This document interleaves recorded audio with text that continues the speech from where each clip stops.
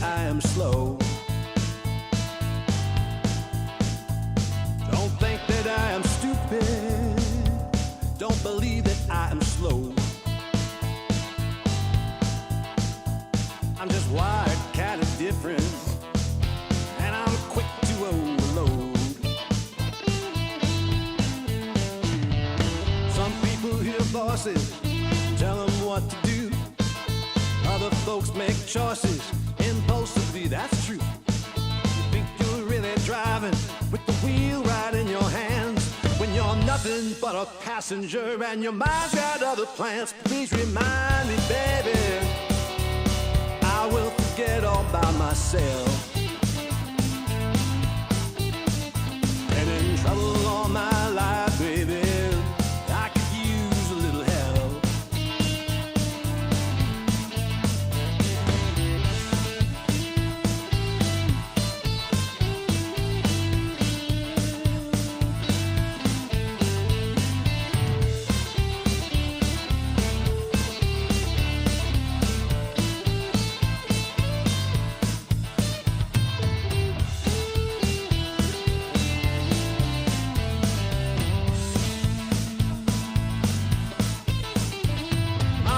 Tried to tell me you got to handle this yourself.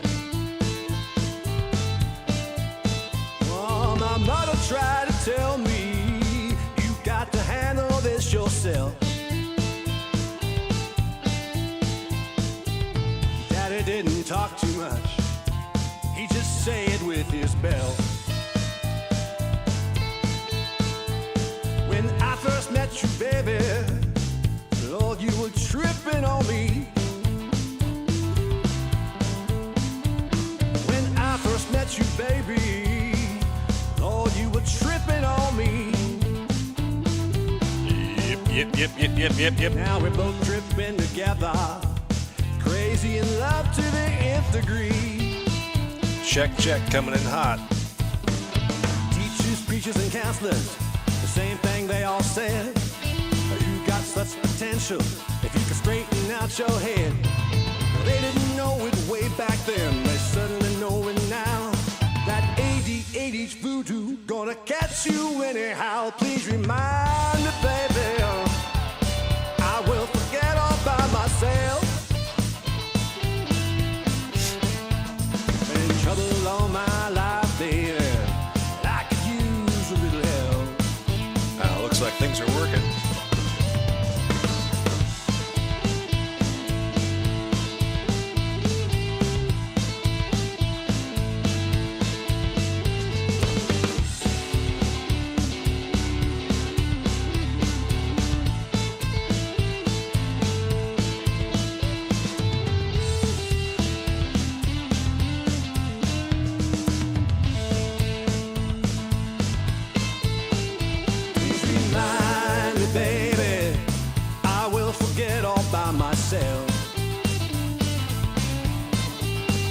Please remind me, baby, I will forget all by myself. Been in trouble all my life, baby, and I could use a little help. Indeed, I could use a little help with how's it sound out there? Give me some feedback in the chat. Hello, y'all. This isn't the actual on the record. This is the Sneaky Pete slip on in here and do some work on YouTube on the record. So you're welcome to hang out and watch as I work with some cool stuff from Jerry Rockwell, who is my music theory guru. And he's been doing some home recording, and if you don't know Jerry, he's a very, very cool, very groovy guy, and he studies music theory, plays mountain dulcimer, well-known book instructor, builds dulcimers. He's an amazing guy, very thoughtful and very groovy, very 60s as well. And he'll take like a tune like Skip to My Lou, a basic folk song, and he'll find a number of different variations on this very simple melody, and then he'll do these studies of them that take place over the course of like decades. No exaggeration. He's been doing the skip to Malou variations for like 15, 20 years now, I think. In any case, he's a fabulous dude. He sends me some stems and says, "Hey man, do something with these," and I'm delighted because like he's my mentor in music theory. So I do not want to disappoint him, and I want to do a good job. So let me show you what I got here. This is actually, and I need to go over to Logic. I know you can see it, but I'm not in it at the moment. Okay. So the first thing I was going to show you is what he sent me basically, and all of what I've got here. So I don't know if the big bubble is going to show up. We'll find out here in a second. This is a test of us being on YouTube as opposed to being on Twitch. So I'm not sure how all the on-screen things are going to work. So taking a look here, at the very, very top, we've got dulcimer strum. And that's just, let me go ahead and solo it out here.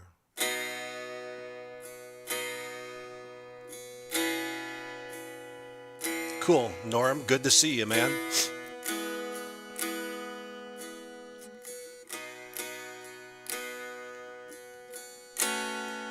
So he's just, doing rhythm dulcimer here.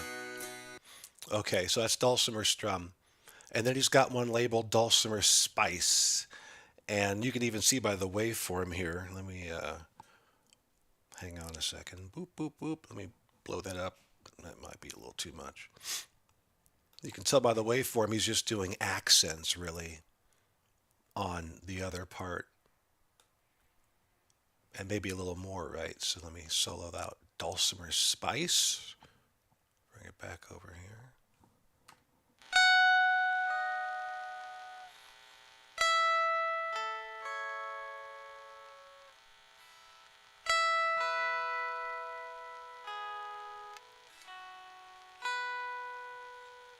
Crispy.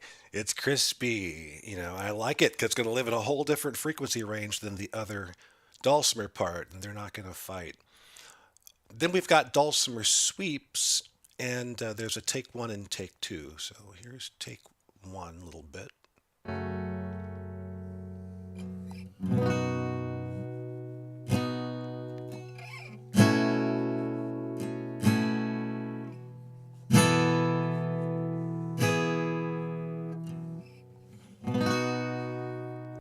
And that sounds freaking huge, but it's labeled dulcimer. That sounds like a guitar, man. Anyway, and then there's take two, and I just have it muted because I want both playing at the same time. But if you play them both at the same time, he is remarkably consistent. And I was tempted to do a lot of doubling, but I didn't want to get too nuts, right? So here we unmute this and solo dulcimer sweeps take two. Back it up. I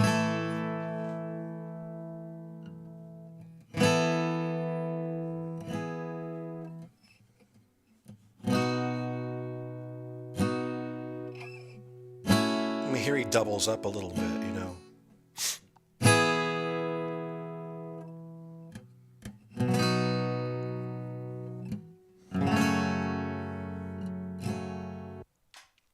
Very nice stuff. Well recorded. Well, there's one thing. We'll look at that. Let me mute that again. Now this is electric guitar. Solo take one.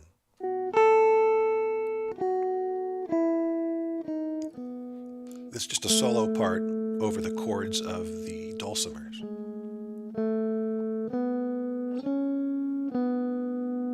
And this is a Mixolydian tune, and Jerry really makes full advantage of that and finds really cool and interesting ways of moving through these chords.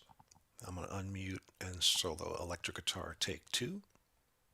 And here there's a lot of variation, so I will admit ahead of the game here that I actually did a comp and took a little bit from each of these tracks, like the best of both tracks, to get kind of a super Frankenstein comp that is really monstrous. But each take has its own really distinct personality, but they really dovetail together nicely.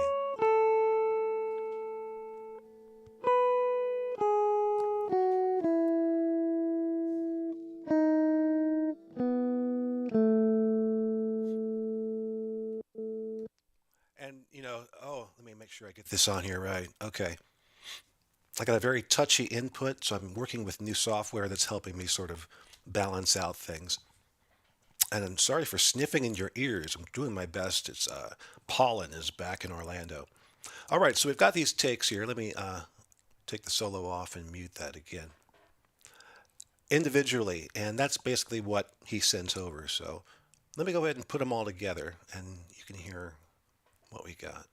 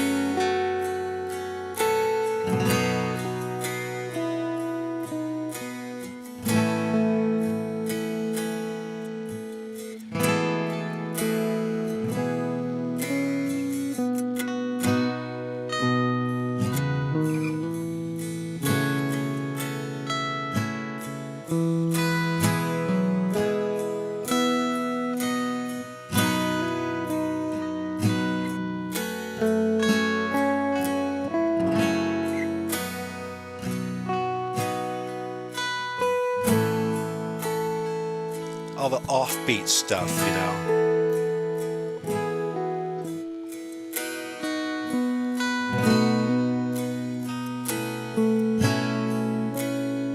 You can see where there's a big edit right here that he made.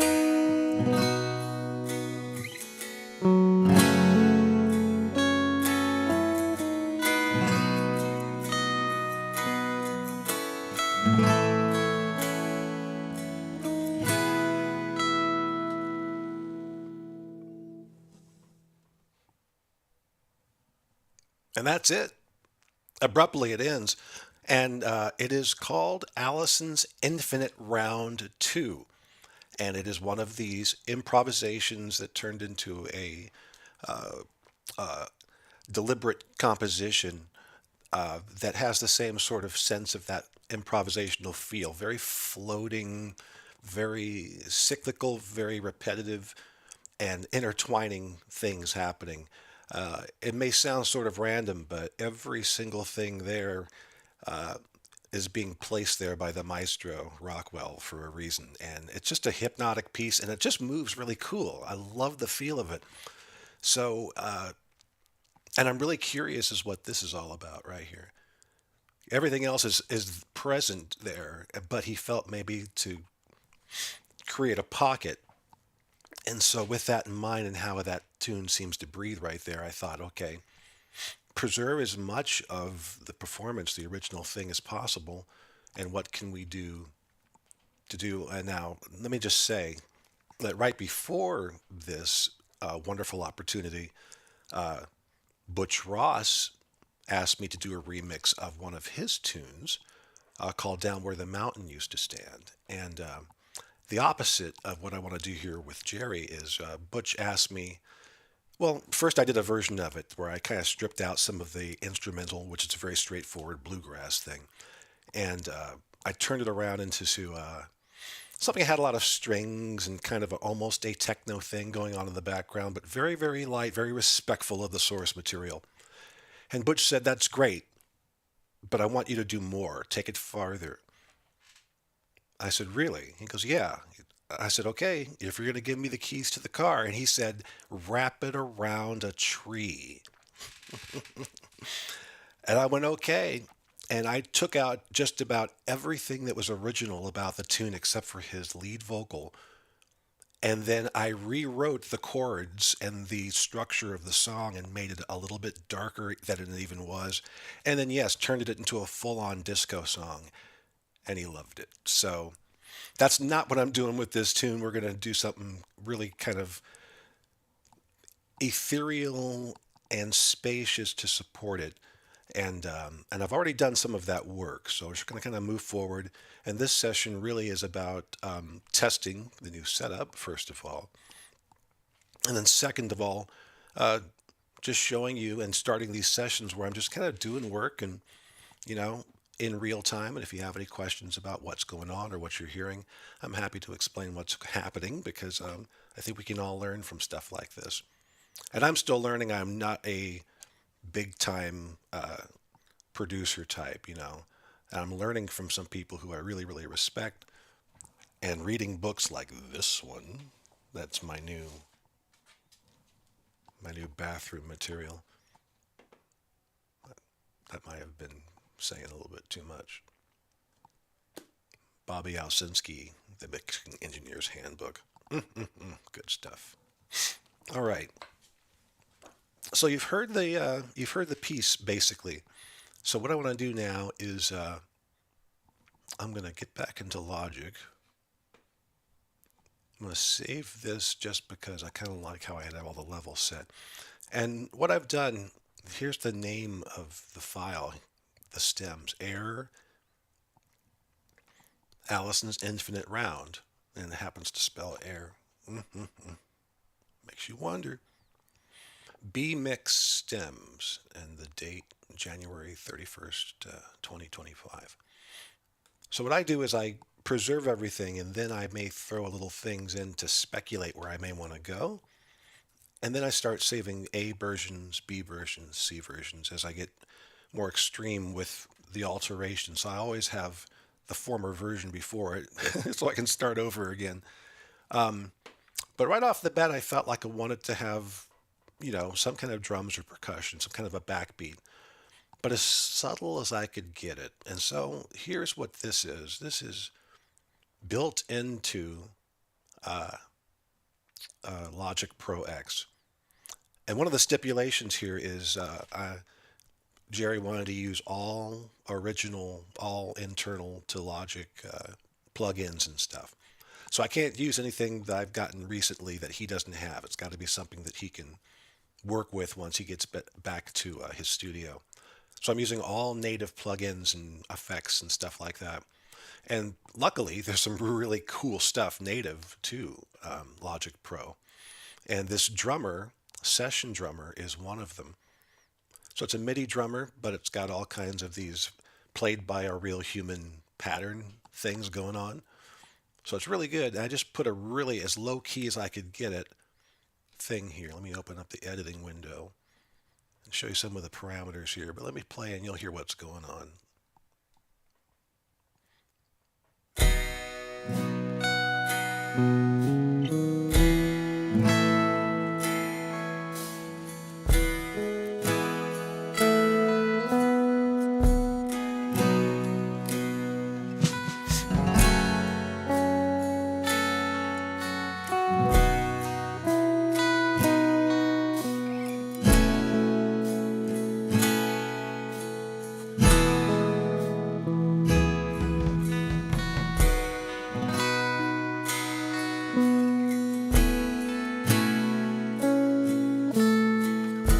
So it's real subtle, just a kick drum and light cymbals, nothing heavy-handed, with a plan to do something just a little bit of a swell towards the end.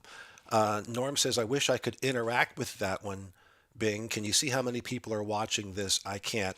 On my laptop over here, it says 3 are watching. And if I go to OBS, which is the platform I'm using, it shows that we've got 3 people. I might be one of them because I've got this tuned in. Norm, you're one. So there's another one of you out there if you want to get into the chat and say, hi, I'm here.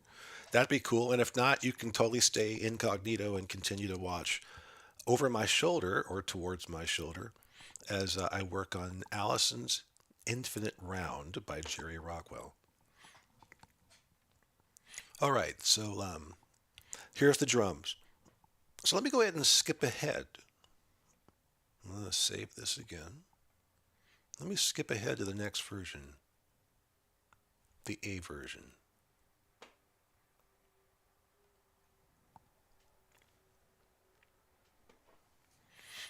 So eyeballing it, I really don't see that much difference except for I can see it did a lot of editing with the drums, some dynamics to bring things a bit quieter towards the end.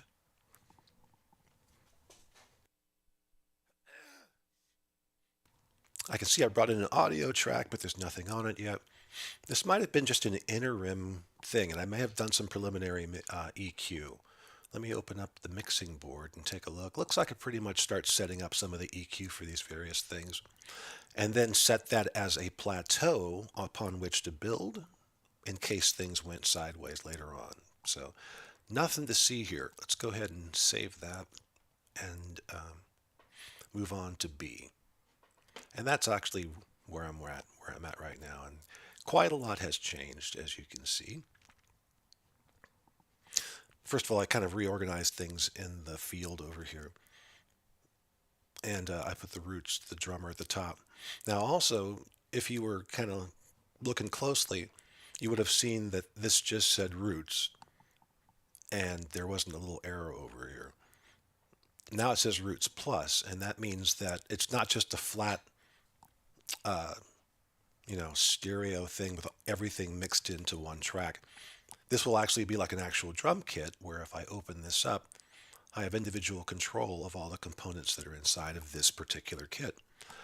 Their mic, their effects, their panning, their EQ separately, their compression separately, which is great to have that kind of control. If you're working with digital drums, it makes things sound a lot more real if that's what you're going for. So I always get what's called a producer kit, and that's got the plus on it. It gives you all those other options. And you sound a lot less in the box as well, since everything we're doing pretty much that we're adding is coming from inside the box. And Jerry's got this wonderfully acoustic, natural, and well recorded, I might say, pieces here. But I did say that there was one thing, and that one thing is on the Dulcimer Spice track. Let me go ahead and open this up. Solo it again.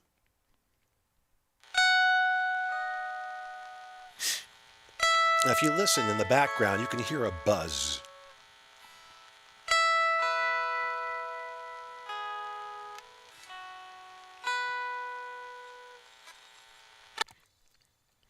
So that's not Jerry forgetting that he's making a recording and being lazy.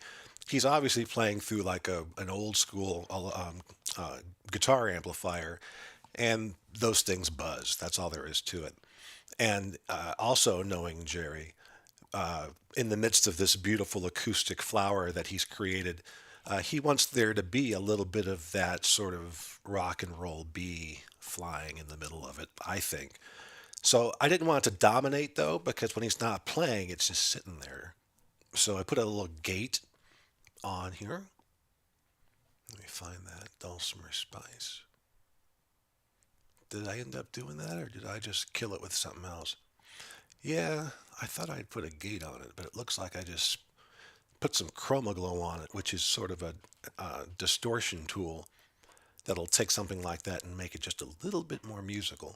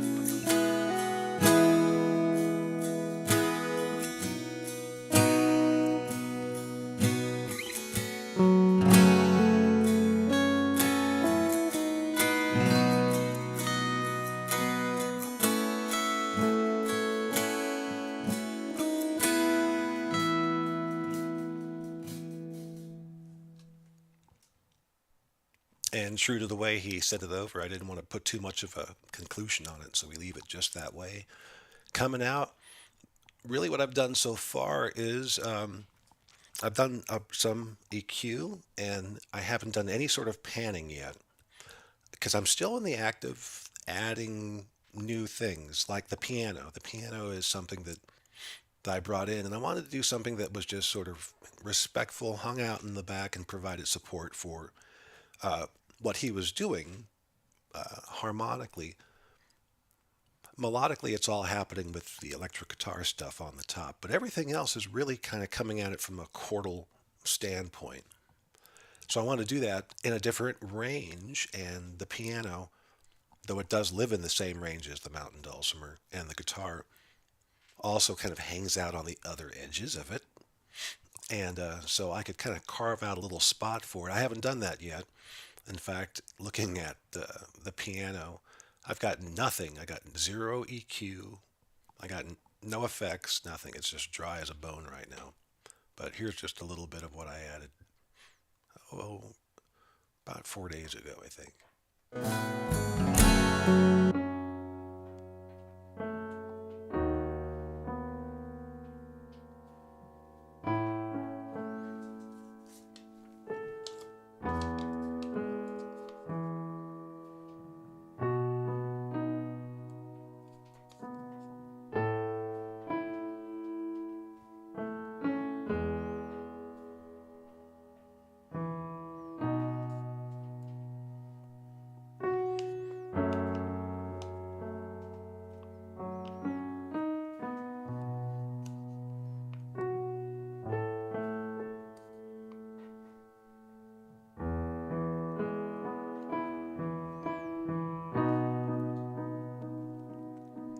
Now, I was getting this sort of a 60s vibe from the chord movement, so I figured having some eighth notes at these parts, especially here with the walk down.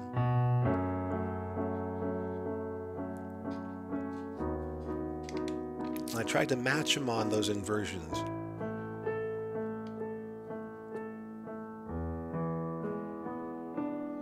And one little sassy dominant seventh at the end.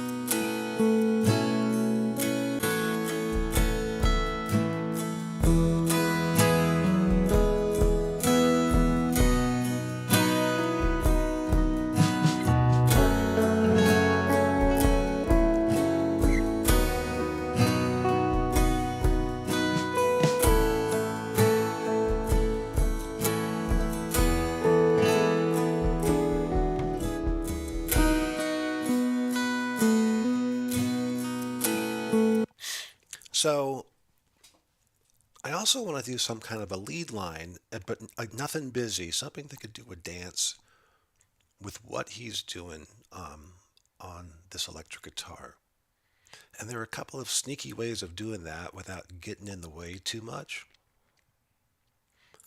So, or I could put down some more texture.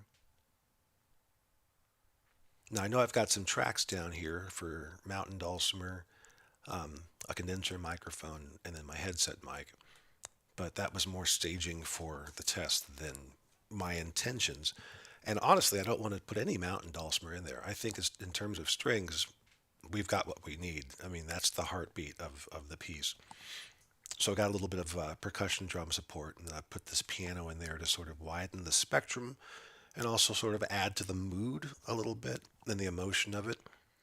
But it still pads, and I feel like I want to put one little thread loop through it using something that could do a dance with the other lead, and that would be this solo bit.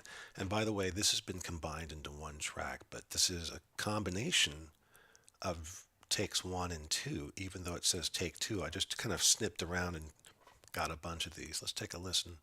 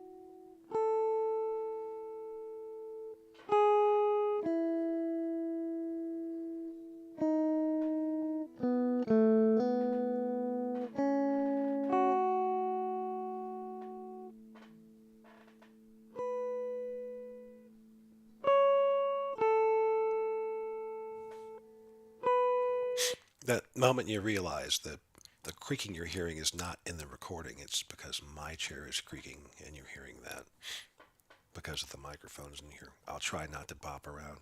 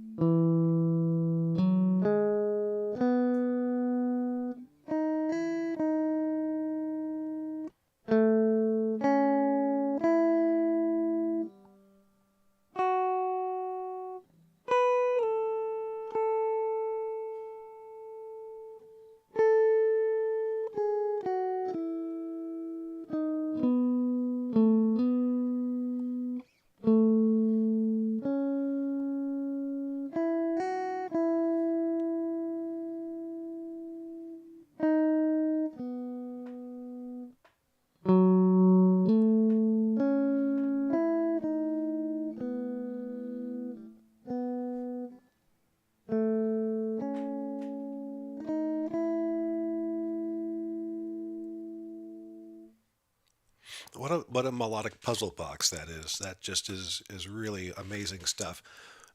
And so what was really difficult about editing the different takes together is that Jerry's sustain is immaculate.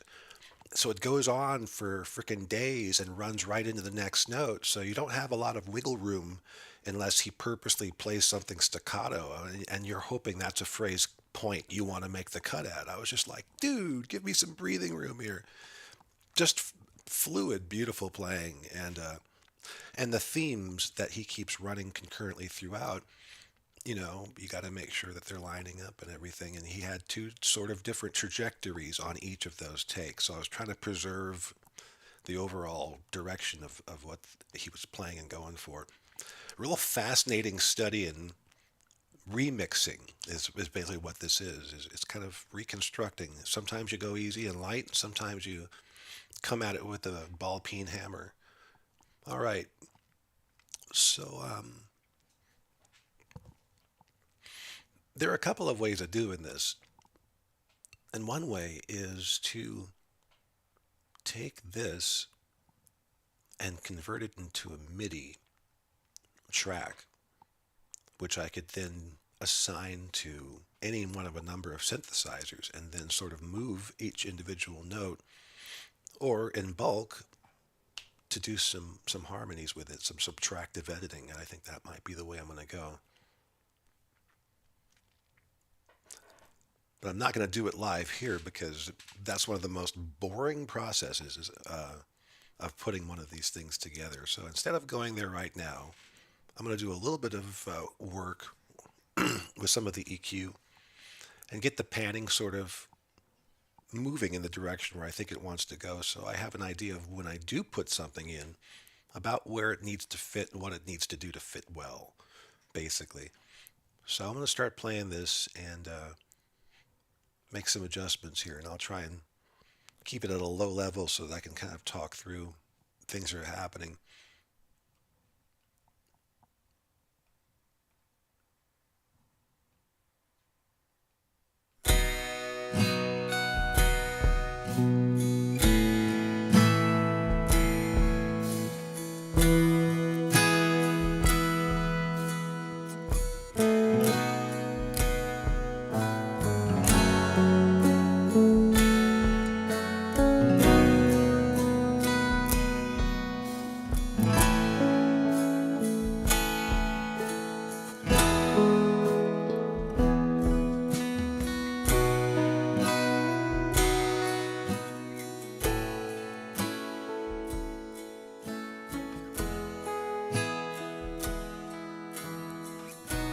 Right now you see me moving the faders up and down, moving the volumes, the inputs. I'm trying to get these little green numbers to agree right about -10 so that I can get a nice even level across the board. Each time I click them, it resets all of them in case I get a peak over that.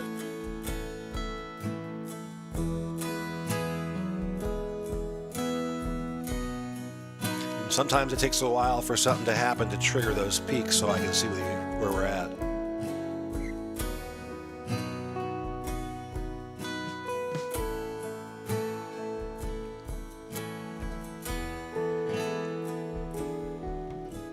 And there's still relative loudness to bear in mind. We could have it at 10 across the board and some stuff would still sound either too soft or too loud. Like the spice is really spicy. That has a lot to do with the frequency range it hangs out in. We'll have to take care of that.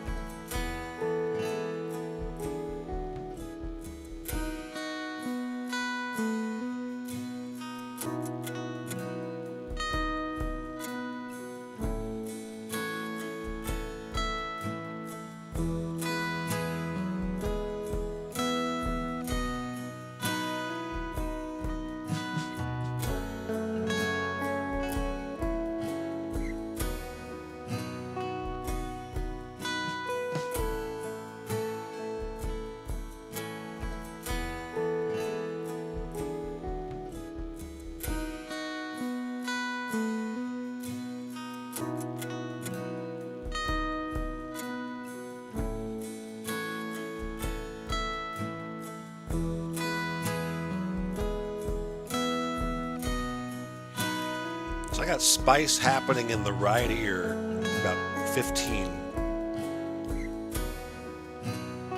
So I want to put the solo in the left ear, but not too far away from the middle because it's got the predominant voice. So it needs to be closer to center stage than the spice, which is more of a fringe added benefit.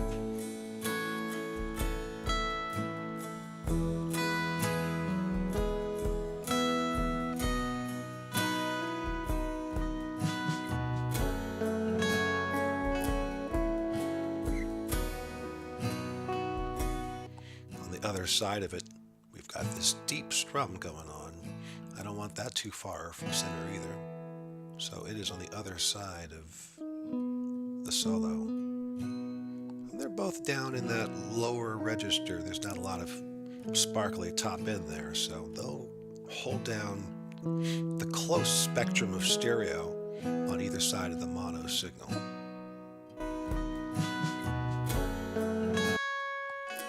Spicy Spice and the dulcimer strum are going to be up in the upper mids and then the upper highs here, so they have their own little space in the spectrum and push them a little bit further out to the edge toward the sides. 15 and 15. I don't always go for symmetry. It depends on what gets thrown into the middle.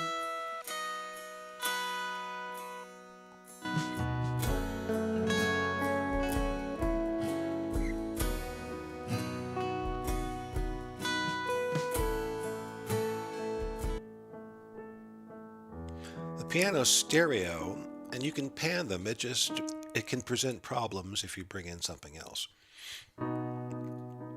If I bring in a lead line and it's also stereo and I want to pan it, then I got to make sure that both of those stereo signals offset each other in a way that's going to work with everything else. So I always try and EQ as I'm going, even as I'm writing stuff. But, stereo stuff should pretty much stay in the middle. And if I've got the lead, the melodic figure a bit off to one side, it creates a little bit of a separation there. I'll leave the piano square stereo for now. They live in two completely different frequency zip codes anyway, so it's not going to be a problem.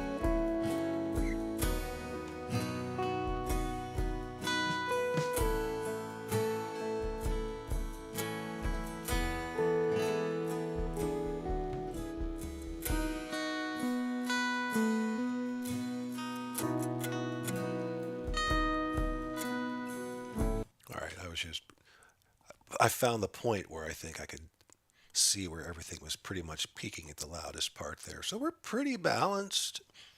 And that gave me the ability to sort of hear how things were going to sit as I moved them around. And I think I'm happy with where that's at. So the next step here, if we take a look at the channel strips, I put a high pass on everything and a low pass on everything to cut all the extreme upper and lower stuff out. And then I put a compressor on. Now, I did not put a compressor on the dulcimer spice because I'm trying to work a little bit differently with that. It's a really high mid-range sound. It's like got a lot of 1,000, 2,000 needly bits. So I'm trying to fine-tune that without losing the essence of what's going on there because it's like sparkling diamonds. But it could also be very close to razor's edge if I don't, work with it. So at the moment, I have a couple of tricks on both of these, and the glow is one of the tricks, and that's the chroma glow. You put a little bit of distortion on things. So let me do this. I'm going to turn it off, and then we're going to solo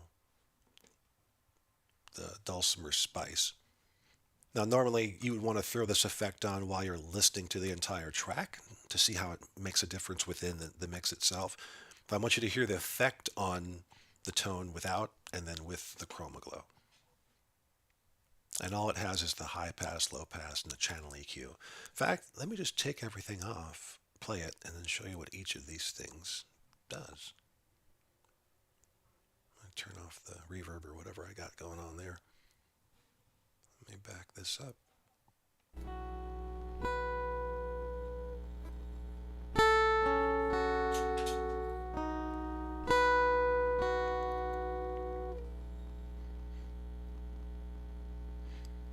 Let me show you what's going on here with I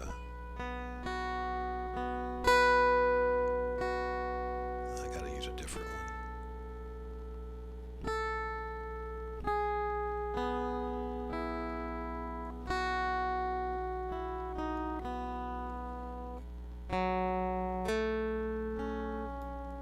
This right here, right about 60 hertz, is a big chunk of that hum that you're hearing.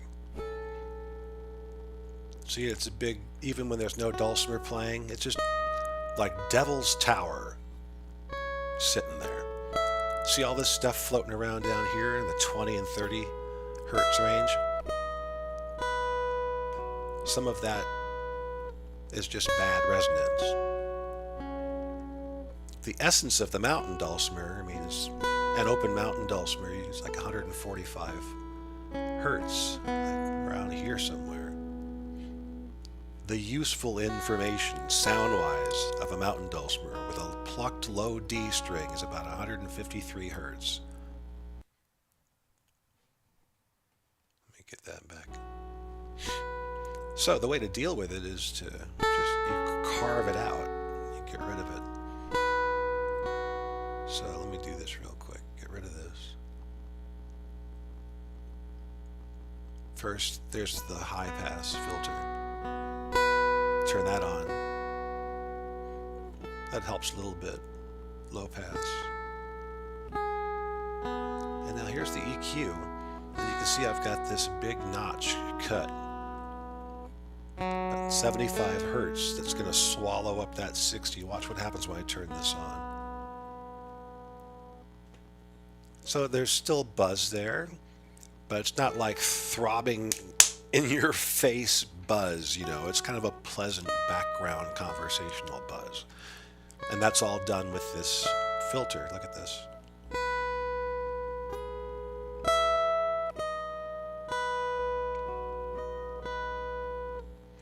I also scooped out a little bit here between 200 and 500 hertz that was just sort of gnarly. Not done with it. That was just sort of to get it to where I could listen to it over and over again, and you could listen to it over and over again. Okay. So check out the glow. Let me just kick this thing on. Let me get that back.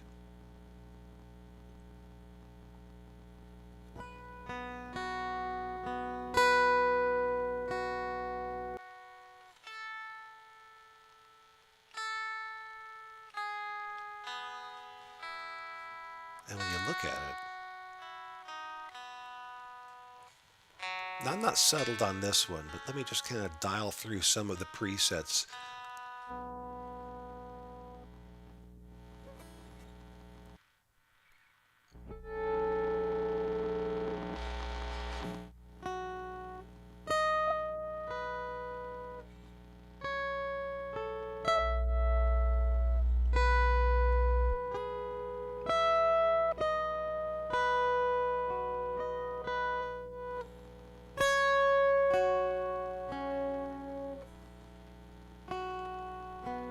See how they have this sort of EQ effect?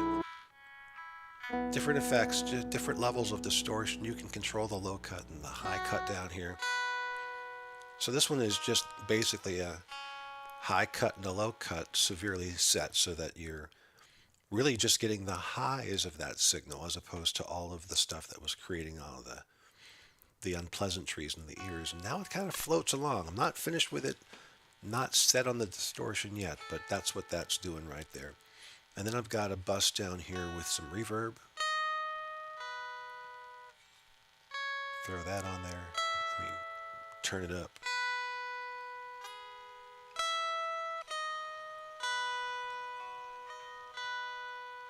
And that's the chroma verb right here.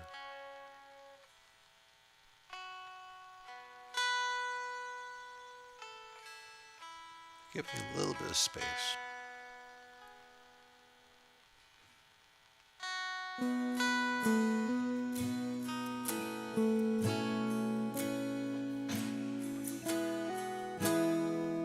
Hey, Harry.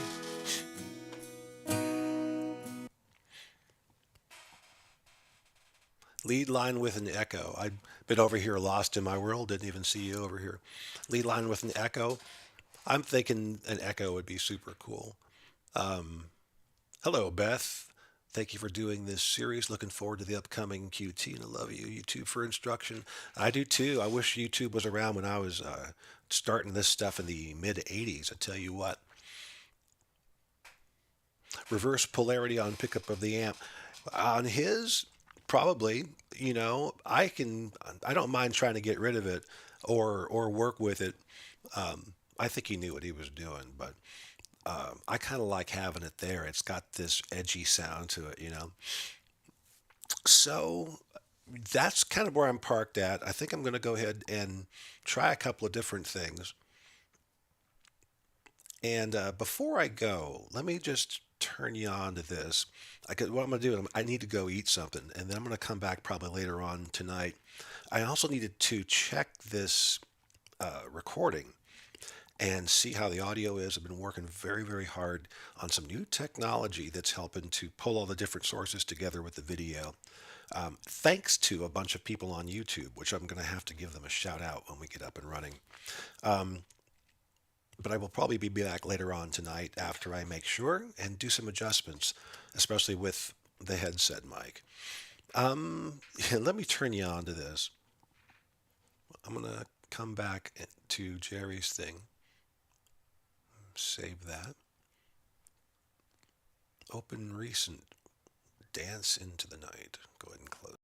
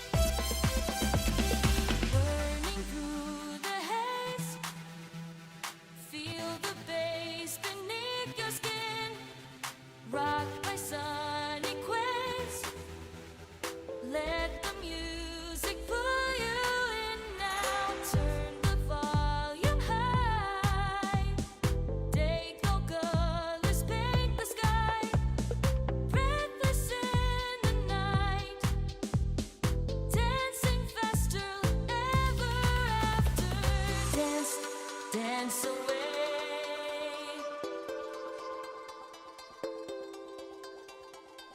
Play, save the day.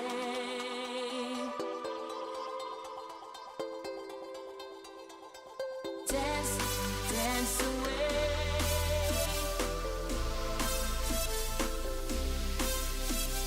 Play, save the day.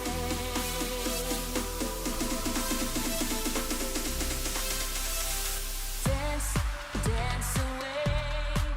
Everything you love is always around you. Place, save the day. And the timing is right to dance into the night now. Take a breath and dive. Feel the rhythm rising. Now you come alive. Let the fire within ignite. Don't wake me up. I've been out all night dancing. This is who I am, and this is how my life is now. Dance, dance away.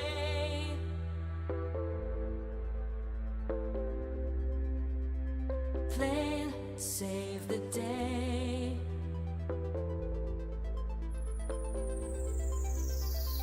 Dance, dance away.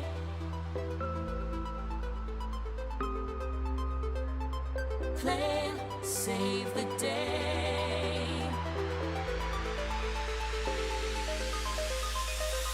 Dance, dance away. Everything you love is always around you. Place, save the day. And the timing is right to dance into the night now. Dance, dance away. Everything you love is always around you. Place, save the day. And the timing is right to dance into the night now.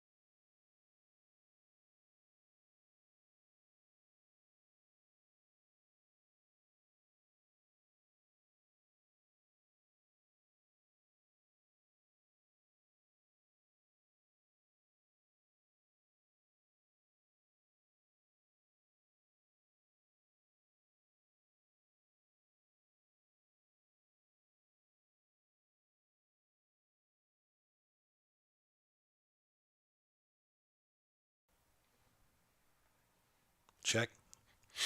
How about now? Let me know if you can see it now, or if you can hear me now. Has it always been that way? Oh, okay. You say you lost the sound. Gotcha, gotcha, gotcha. I think I know what it is. I'll keep talking until I can see that you guys are actually hearing me. Something might have happened when I did the playback. Ah, good, good. Something might have happened when I got the playback, or every once in a while it seems OBS needs to be reminded that I'm doing something. So I don't know, something maybe kind of knocked out of whack. But thank you for letting me know. And it'll be interesting to see on the video what happens with that, when it happens, and maybe why. So it doesn't happen again. All right, guys. I'm going to go make myself a salad and hug on my cats and my wife. And I'm going to come back here a little bit later. And what I'm going to try and do is I'm going to try and do a lot of the composition stuff before I show up so that I can go ahead and then kind of take it to the next stop. And then I'm going to turn it around, hopefully, like tonight, maybe. We'll see, because I've got a workshop in the morning, which, by the way, if you're out there and you're a mountain dulcimer player and you are a beginner or a novice or somebody coming back to the instrument, the Ionian Institute is tomorrow morning at 11 a.m. Eastern Time. And you can get the Zoom link on my site at patreon.com/Bing Futch. Just scroll down, and you'll find the link there. Join us at 11 a.m. I'll be doing some more fundamental stuff and getting into some tunes as well. But before then, I'll be back after I stuff my face and enjoy the pleasures of home. We'll be right back in a little bit. I should leave this running, but I want to check the video. See you in a little while. Thanks for watching, by the way. Thanks for being part of the inaugural team here on YouTube Live. Appreciate you very much. Good to see y'all. Come on back.